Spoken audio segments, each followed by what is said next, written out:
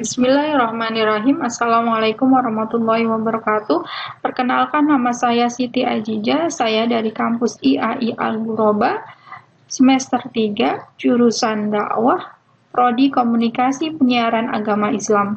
Kali ini saya akan menyampaikan presentasi mata kuliah Ulumul Quran dengan judul Mukjizat Al-Quran. Bahasan kita kali ini ada 4. Yang pertama, pengertian. Yang kedua, perbedaan mukjizat Al-Quran dan mukjizat Nabi sebelumnya. Yang ketiga, tujuan mukjizat Al-Quran. Yang keempat, macam mukjizat. Pengertian mukjizat.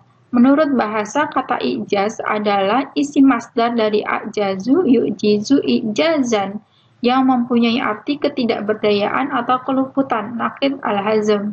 Kata ijaz juga berarti terwujudnya ketidakmampuan, atau pengertian ijaz kemukjizatan adalah menetapkan kelemahan menurut Syekh Manan Al-Qattan. Kelemahan menurut arti umum adalah ketidakmampuan mengerjakan sesuatu atau lawan dari kudrah, potensi, power, atau kemampuan. Apabila kemukjizatan muncul, maka nampaklah kemampuan mu'ijiz, sesuatu yang melemahkan, sehingga yang dimaksud ijaz adalah menampakkan kebenaran Nabi dalam pengakuannya sebagai seorang Rasul, dengan menampakkan kelemahan orang Arab untuk menghadapi mukjizat yang abadi yaitu Al-Quran, dan kelemahan generasi-generasi sesudah mereka. Mukjizat adalah sesuatu yang luar biasa, yang disertai tantangan dan selamat dari perlawanan.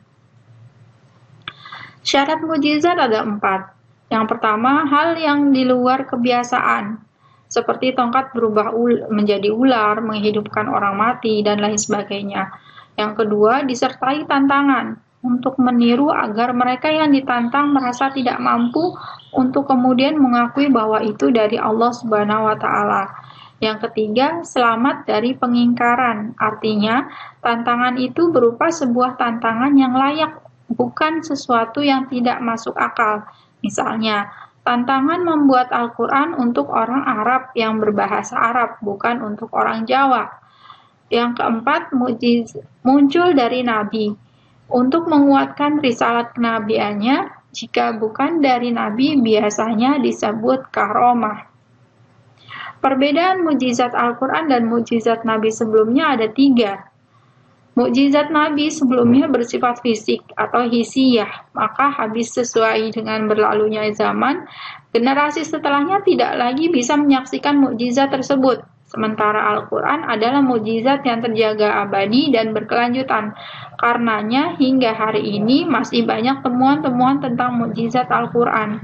Yang kedua, mukjizat nabi-nabi sebelumnya terfokus pada penakjuban pandangan. Sementara mukjizat Al-Quran mengarah pada pembukaan hati dan penundukan akal. Karena itu, daya pengaruhnya lama dan bertahan. Sementara mukjizat pandangan kadang begitu mudah terlupakan. Yang ketiga, mukjizat Nabi sebelumnya di luar konteks risalah mereka dan tidak berkesesuaian, karena fungsinya utamanya hanya untuk menguatkan kenabian dan membuktikan bahwa mereka adalah utusan Allah Subhanahu wa Ta'ala. Contohnya, menghidupkan orang mati, tongkat menjadi ular, tidak ada hubungan langsung dengan isi kitab Taurat dan Injil. Sementara Al-Quran benar-benar mukjizat yang bersesuaian dengan menguatkan isi risalah kenabian. Tujuan mukjizat Al-Quran ada 3. Yang pertama, membuktikan bahwa Nabi Muhammad SAW membawa mukjizat kitab Al-Quran itu adalah benar-benar seorang Nabi atau Rasulullah. Yang kedua, membuktikan bahwa kitab Al-Quran itu adalah benar-benar wahyu Allah Subhanahu wa Ta'ala, bukan buatan malaikat Jibril dan bukan tulisan Nabi Muhammad SAW. Yang ketiga, menunjukkan kelemahan mutu sastra dan balaghah bahasa manusia, karena terbukti pakar-pakar pujangga sastra dan seni bahasa Arab tidak ada yang mampu menandingi Al-Quran. Macam-macam mukjizat ada 4 menurut ahli tafsir. Yang pertama, secara segi bahasa dan susunan redaksi atau ijaz lugawi. Yang kedua, segi isyarah ilmiah atau ijaz ilmi. Yang ketiga, segi sejarah dan pemberitaan yang gaib, ijaz tarihi. Yang keempat, segi petunjuk penetapan hukum atau ijaz tasyri'i. Yang pertama dari segi bahasa. Sejarah telah menyaksikan bahwa bangsa Arab pada saat turunnya Al-Quran telah mencapai tingkat yang belum pernah dicapai oleh bangsa satupun yang ada di dunia ini, baik sebelum dan sesudah mereka dalam bidang kefasihan bahasa atau balaghah. Mereka juga telah merambah ke jalan yang belum pernah diinjak orang lain dalam kesempurnaan menyampaikan penjelasan atau bayan, keserasian dalam menyusun kata-kata, serta kelancaran logika. Oleh karena bangsa Arab telah mencapai taraf yang begitu jauh dalam bahasa dan seni sastra, karena sebab itulah Al-Quran menantang mereka, padahal mereka memiliki kemampuan bahasa yang tidak bisa dicapai orang lain seperti kemahiran dalam berpuisi, syair, atau prosa. Memberikan penjelasan dalam langgam sastra yang tidak sampai selain mereka. Namun, walaupun begitu, mereka tetap dalam ketidakberdayaan ketika dihadapkan dengan Al-Quran.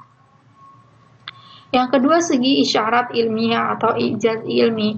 Pemaknaan kemukjizatan Al-Quran dalam segi ilmiah diantaranya ada 3. Yang pertama, dorongan serta stimulasi Al-Quran kepada manusia untuk selalu berpikir keras atas dirinya sendiri dan alam semesta yang mengitarinya. Yang kedua, Al-Quran memberikan ruang sebebas-bebasnya pada pergaulan pemikiran ilmu pengetahuan, sebagaimana halnya tidak ditemukan pada kitab-kitab agama lainnya yang malah cenderung restriktif atau terlalu ketat. Yang ketiga, Al-Quran dalam mengemukakan dalil-dalil, argumentasi serta penjelasan ayat-ayat ilmiah menyebutkan isyarat-isyarat ilmiah yang sebagiannya baru terungkap pada zaman mulai ditemukannya atom. Yang ketiga, sejarah dan pemberitaan yang gaib atau ijaz tarihi.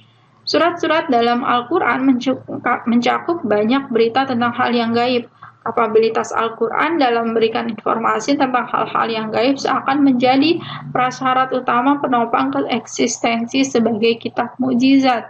Di antara contohnya adalah yang pertama, sejarah, kegaiban masa lampau. Al-Quran sangat jelas dan fasih sekali dalam menjelaskan cerita masa lalu seakan-akan menjadi saksi mata yang langsung mengikuti jalannya cerita. Dan tidak ada satupun dari kisah-kisah tersebut yang tidak terbukti kebenarannya. Di antaranya adalah kisah Nabi Musa dan Firaun, Ibrahim, Nabi Yusuf, bahkan percakapan antara anak-anak Adam alaihissalam. Yang kedua, kegaiban masa kini. Di antara terbukanya niat busuk orang munafik di masa Rasulullah SAW, Allah Subhanahu wa Ta'ala langsung berfirman, dan di antaranya manusia ada orang yang ucapannya tentang kehidupan dunia menarik hatimu dan dipersaksikannya kepada Allah atas kebenaran isi hatinya, padahal ia adalah penentang yang paling keras. Al-Baqarah ayat 204. Yang ketiga, ramalan menjadi masa mendatang. Di antara ramalan kemenangan Romawi atas Persia di awal surat Ar-Rum. Yang keempat, segi petunjuk penetapan hukum ijaz atau ijaz tasyri'i.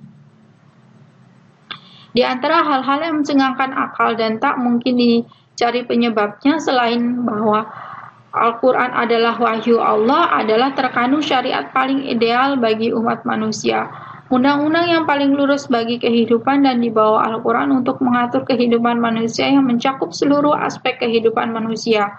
Meskipun memang banyak aturan hukum dari Al-Quran yang secara kasat mata terlihat tidak adil, kejam, dan sebagainya, tetapi sesungguhnya di balik itu ada kesempurnaan hukum yang tidak terhingga.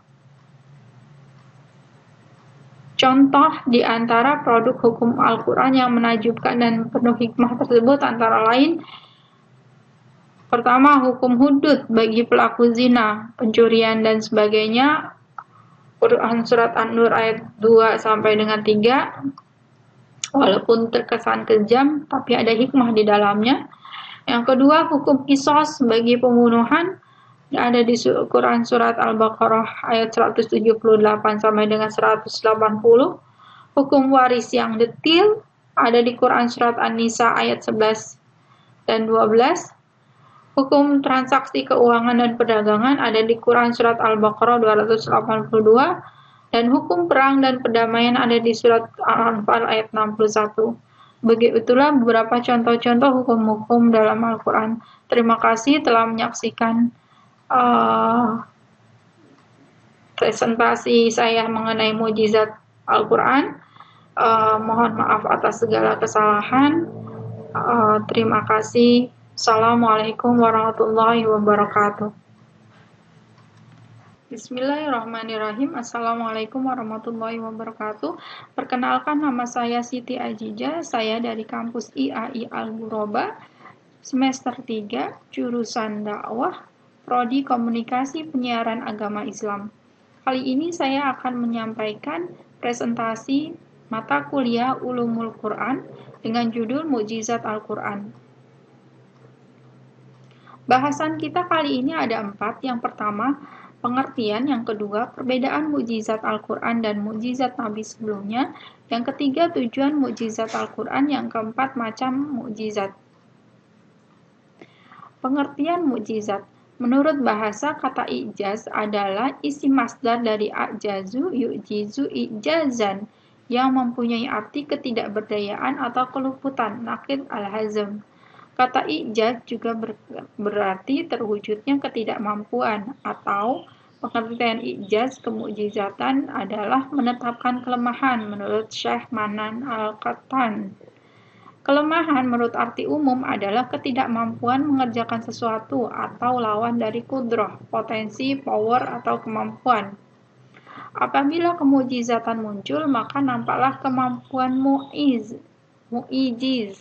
sesuatu yang melemahkan, sehingga yang dimaksud ijaz adalah menampakkan kebenaran Nabi dalam pengakuannya sebagai seorang Rasul, dengan menampakkan kelemahan orang Arab untuk menghadapi mukjizat yang abadi yaitu Al-Quran, dan kelemahan generasi-generasi sesudah mereka. Mukjizat adalah sesuatu yang luar biasa, yang disertai tantangan dan selamat dari perlawanan. Syarat mukjizat ada 4. Yang pertama, hal yang di luar kebiasaan, seperti tongkat berubah menjadi ular, menghidupkan orang mati, dan lain sebagainya. Yang kedua, disertai tantangan, untuk meniru agar mereka yang ditantang merasa tidak mampu untuk kemudian mengakui bahwa itu dari Allah Subhanahu wa Ta'ala. Yang ketiga, selamat dari pengingkaran, artinya tantangan itu berupa sebuah tantangan yang layak, bukan sesuatu yang tidak masuk akal. Misalnya, tantangan membuat Al-Quran untuk orang Arab yang berbahasa Arab, bukan untuk orang Jawa. Yang keempat, muncul dari Nabi, untuk menguatkan risalat kenabiannya. Jika bukan dari Nabi, biasanya disebut karomah. Perbedaan mukjizat Al-Quran dan mukjizat Nabi sebelumnya ada 3. Mukjizat Nabi sebelumnya bersifat fisik atau hisiyah, maka habis sesuai dengan berlalunya zaman, generasi setelahnya tidak lagi bisa menyaksikan mukjizat tersebut. Sementara Al-Quran adalah mukjizat yang terjaga abadi dan berkelanjutan. Karenanya hingga hari ini masih banyak temuan-temuan tentang mukjizat Al-Quran. Yang kedua, mukjizat nabi-nabi sebelumnya terfokus pada penakjuban pandangan. Sementara mukjizat Al-Quran mengarah pada pembukaan hati dan penundukan akal. Karena itu, daya pengaruhnya lama dan bertahan. Sementara mukjizat pandangan kadang begitu mudah terlupakan. Yang ketiga, mukjizat Nabi sebelumnya di luar konteks risalah mereka dan tidak berkesesuaian, karena fungsinya utamanya hanya untuk menguatkan kenabian dan membuktikan bahwa mereka adalah utusan Allah Subhanahu wa Ta'ala. Contohnya, menghidupkan orang mati, tongkat menjadi ular, tidak ada hubungan langsung dengan isi kitab Taurat dan Injil. Sementara Al-Quran benar-benar mukjizat yang bersesuaian dengan menguatkan isi risalah kenabian. Tujuan mukjizat Al-Quran ada 3. Yang pertama, membuktikan bahwa Nabi Muhammad SAW membawa mukjizat kitab Al-Quran itu adalah benar-benar seorang nabi atau Rasulullah. Yang kedua, membuktikan bahwa kitab Al-Quran itu adalah benar-benar wahyu Allah Subhanahu wa Ta'ala, bukan buatan malaikat Jibril dan bukan tulisan Nabi Muhammad SAW. Yang ketiga, menunjukkan kelemahan mutu sastra dan balaghah bahasa manusia, karena terbukti pakar-pakar pujangga sastra dan seni bahasa Arab tidak ada yang mampu menandingi Al-Quran. Macam-macam mukjizat ada 4 menurut ahli tafsir. Yang pertama, secara segi bahasa dan susunan redaksi atau ijaz lugawi. Yang kedua, segi isyarah ilmiah atau ijaz ilmi. Yang ketiga, segi sejarah dan pemberitaan yang gaib, ijaz tarihi. Yang keempat, segi petunjuk penetapan hukum atau ijaz tasyri'i. Yang pertama, dari segi bahasa. Sejarah telah menyaksikan bahwa bangsa Arab pada saat turunnya Al-Quran telah mencapai tingkat yang belum pernah dicapai oleh bangsa satupun yang ada di dunia ini, baik sebelum dan sesudah mereka dalam bidang kefasihan bahasa atau balaghah. Mereka juga telah merambah ke jalan yang belum pernah diinjak orang lain dalam kesempurnaan menyampaikan penjelasan atau bayan, keserasian dalam menyusun kata-kata, serta kelancaran logika. Oleh karena bangsa Arab telah mencapai taraf yang begitu jauh dalam bahasa dan seni sastra, karena sebab itulah Al-Quran menantang mereka, padahal mereka memiliki kemampuan bahasa yang tidak bisa dicapai orang lain seperti kemahiran dalam berpuisi, syair, atau prosa. Memberikan penjelasan dalam langgam sastra yang tidak sampai selain mereka. Namun, walaupun begitu, mereka tetap dalam ketidakberdayaan ketika dihadapkan dengan Al-Quran. Yang kedua, segi isyarat ilmiah atau ijaz ilmi. Pemaknaan kemukjizatan Al-Quran dalam segi ilmiah diantaranya ada 3. Yang pertama, dorongan serta stimulasi Al-Quran kepada manusia untuk selalu berpikir keras atas dirinya sendiri dan alam semesta yang mengitarinya. Yang kedua, Al-Quran memberikan ruang sebebas-bebasnya pada pergaulan pemikiran ilmu pengetahuan, sebagaimana halnya tidak ditemukan pada kitab-kitab lain agama lainnya yang malah cenderung restriktif atau terlalu ketat. Yang ketiga, Al-Quran dalam mengemukakan dalil-dalil, argumentasi serta penjelasan ayat-ayat ilmiah menyebutkan isyarat-isyarat ilmiah yang sebagiannya baru terungkap pada zaman mulai ditemukannya atom. Yang ketiga, sejarah dan pemberitaan yang gaib atau ijaz tarihi. Surat-surat dalam Al-Quran mencakup banyak berita tentang hal yang gaib. Kapabilitas Al-Quran dalam memberikan informasi tentang hal-hal yang gaib seakan menjadi prasyarat utama penopang eksistensi sebagai kitab mukjizat. Di antara contohnya adalah yang pertama, sejarah, kegaiban masa lampau. Al-Quran sangat jelas dan fasih sekali dalam menjelaskan cerita masa lalu seakan-akan menjadi saksi mata yang langsung mengikuti jalannya cerita. Dan tidak ada satupun dari kisah-kisah tersebut yang tidak terbukti kebenarannya. Di antaranya adalah kisah Nabi Musa dan Firaun, Ibrahim, Nabi Yusuf, bahkan percakapan antara anak-anak Adam alaihissalam. Yang kedua, kegaiban masa kini. Di antara terbukanya niat busuk orang munafik di masa Rasulullah SAW, Allah Subhanahu wa Ta'ala langsung berfirman, dan di antaranya manusia ada orang yang ucapannya tentang kehidupan dunia menarik hatimu dan dipersaksikannya kepada Allah atas kebenaran isi hatinya, padahal ia adalah penentang yang paling keras. Al-Baqarah ayat 204. Yang ketiga, ramalan menjadi masa mendatang.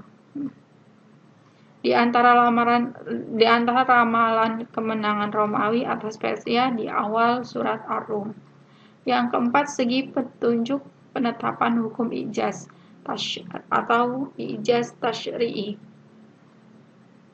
Di antara hal-hal yang mencengangkan akal dan tak mungkin dicari penyebabnya selain bahwa Al-Quran adalah wahyu Allah adalah terkandung syariat paling ideal bagi umat manusia, undang-undang yang paling lurus bagi kehidupan, dan dibawa Al-Quran untuk mengatur kehidupan manusia yang mencakup seluruh aspek kehidupan manusia.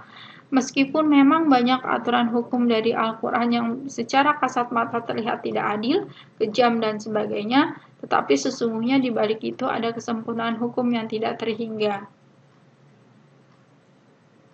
Contoh di antara produk hukum Al-Quran yang menakjubkan dan penuh hikmah tersebut antara lain: pertama, hukum hudud bagi pelaku zina, pencurian dan sebagainya.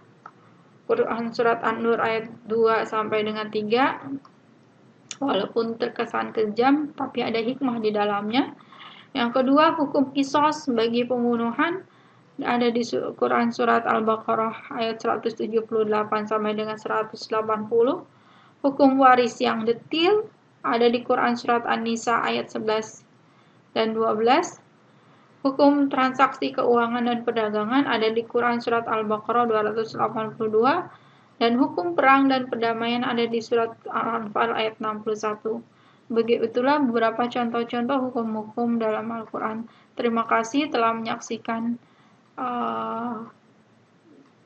presentasi saya mengenai mukjizat Al-Quran. Mohon maaf atas segala kesalahan. Terima kasih. Assalamualaikum warahmatullahi wabarakatuh.